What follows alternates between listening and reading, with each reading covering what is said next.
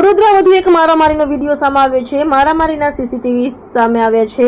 ખોડિયાર નગરમાં પાર્કિંગ મામલે બોલાચાલી બાદ મારામારી સુહાદ રેસિડેન્સીમાં બની ઘટના। એક્ટિવા પાર્ક કરેલા મામલે ચાલકને કહેતા ગાળો ભાંડી, ગાળો બોલવાની ના પાડતા મારામારી શરૂ થઈ। મહિલાઓ સાથે પણ ખેંચતાણ સર્જાઈ। મારામારી કરનાર બુટલેગર હોવાની માહિતી।